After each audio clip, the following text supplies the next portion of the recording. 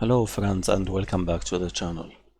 Yesterday we got a glimpse of the PS5 console and gameplay, but put huge quotation marks on gameplay because we got only one actual gameplay sequence from Gran Turismo 7 and what was called pre-alpha footage from Ratchet & Clank, Rift Apart, Sackboy: A Big Adventure, and probably something else that didn't really catch my interest or attention.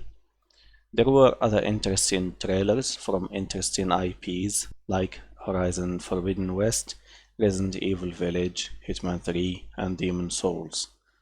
Now, those are what interested me, and it remains a personal list for the sake of clarity. The other trailers were either boring or not my personal liking.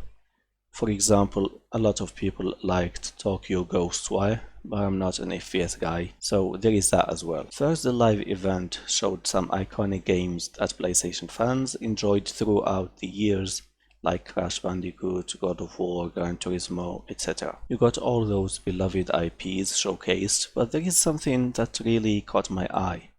They showed The Last of Us Part 1, but not the second game, Last of Us Part 2.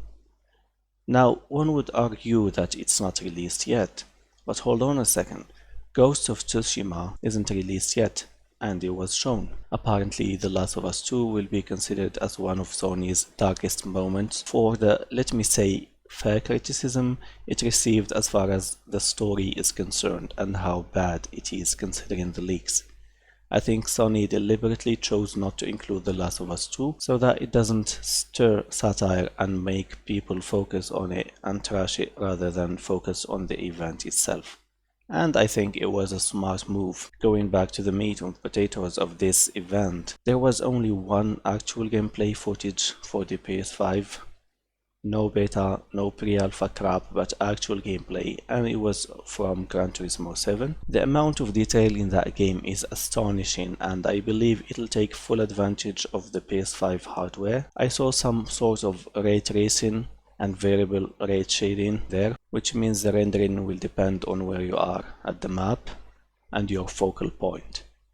This is amazing because in a racing game, texture rendering is more difficult, as you move much faster with your car than you move through a map in an FPS game, for example, or an adventure game.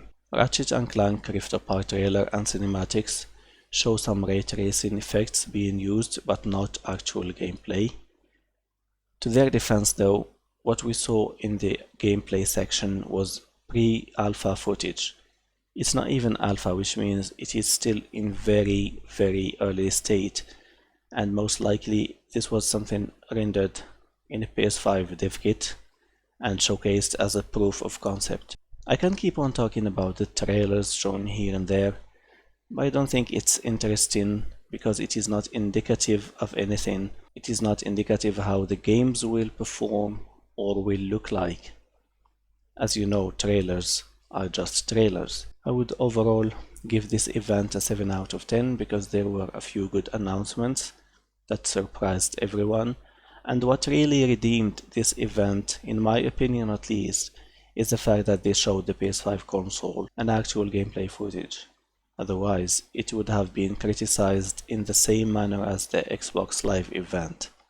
It was a smart move from Sony to show the console in this rather boring event. Again, this is just personal opinion, and they made everyone talk about the console itself and forgot the weak points of the reveal, insofar as it was flooded with trailers that show nothing about actual games and how they will actually play in the hardware. Those were one man's takes about the PS5 Live event. What do you think about it? And what excited you the most in that event? Leave your comments down below, like the video if you liked it, and subscribe for more. Thank you for watching, and I will talk to you again soon. Have a good one.